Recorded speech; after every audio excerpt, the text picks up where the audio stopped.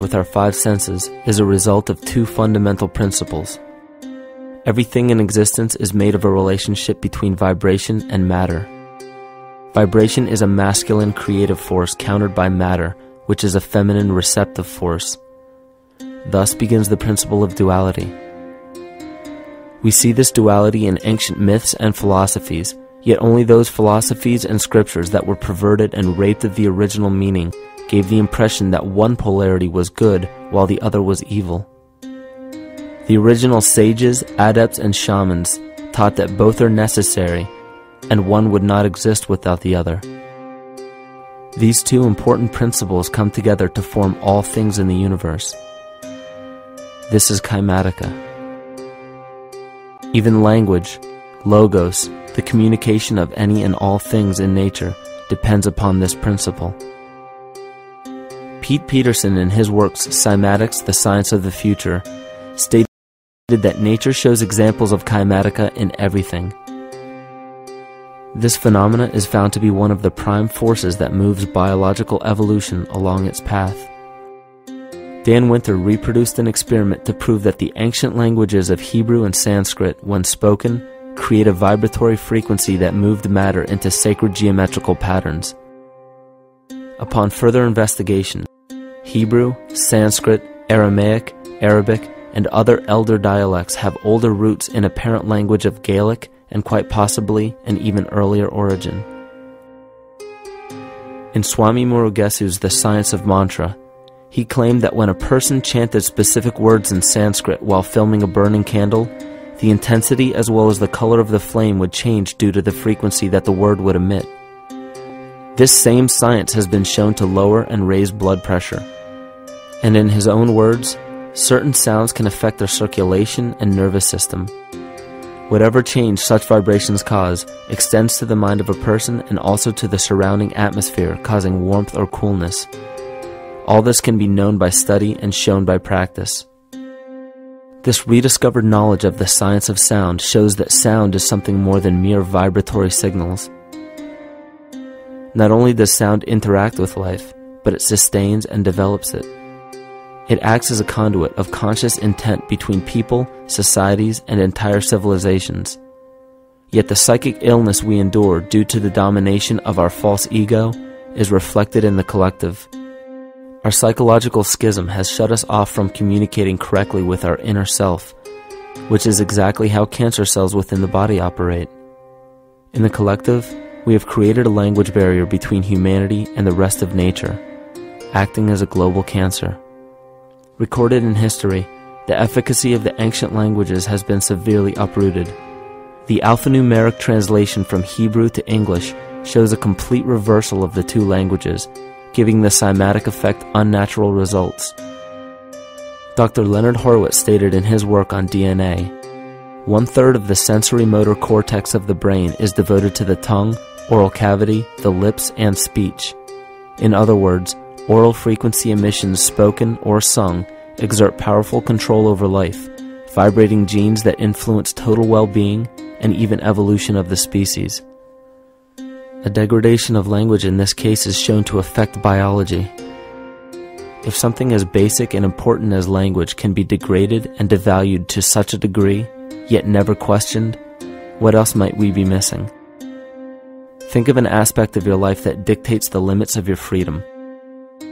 Government and law enforcement, insurance and pharmaceutical companies, taxes, building permits, driver's licenses, and more. There are hundreds if not thousands of stipulations, regulations, and boundaries on our freedom. And out of the ones that were just mentioned, how many have you researched to find out whether they apply to you or not?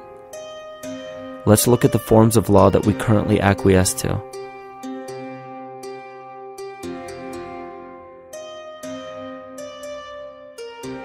A common misconception among people is that any rule or regulation that governs them falls under one category: law. But there are many other forms of law that people abide by without realizing that they simply do not apply to them. Another misconception is that a nation's constitution gives us our rights. A constitution does nothing more than list the rights that we already have. We are born with inalienable rights, endowed to us by our Creator. They are not given to us, and they cannot be given away. The most a person can do with a right is choose whether to exercise it or not. Maritime admiralty law is what's known as the law of the water. It is superseded by civil law and only applies to those who willingly contract themselves into it. The definition of admiralty law is a body of private international law governing the relationships between private entities which operate vessels on the oceans. Let's look at how and why a form of law that is fashioned to govern corporations, businesses, and vessels has imposed its rule over natural human beings. This is all done through a form of word magic. A simple perversion of language has made it possible to convince people around the world that these alternative laws apply to them. One of the predominant beliefs in modern culture is that licenses, permits, registrations, and other forms of documentation are required to operate motor vehicles, use public roads, build structures and establishments, engage in free enterprise, and much more. Sadly, these beliefs are based on little to no investigation whatsoever, and are false. This belief structure is perpetuated by maritime admiralty law. This form of law was originally created to govern ships docking in foreign nations for the import or export of products and resources. It deals with banking and merchant affairs, not civil affairs. When a product is taken off of a ship and brought into a foreign land, that nation takes custody of the resource and accounts for it with a certificate. That certificate marks the birth date of that product in the custody of the respective nation. Think of why it is supposedly required to have a certificate of live birth in the first place. The Barron's Dictionary of Banking Terms defines a certificate as a paper establishing an ownership claim. So right there, we notice that everyone with a birth certificate is defined as being owned. People are used as collateral with other nations because the U.S. is bankrupt. The United States declared bankruptcy on March 9th of 1933. At this point, the U.S. began taking out loans from a private, non-government affiliated corporation called the Federal Reserve. With no money to pay back the loans, the United States began using the citizens as collateral. All birth and marriage certificates are literally warehouse receipts. Just look at the similarities of warehouse receipts and birth certificates. Both document the date of issue,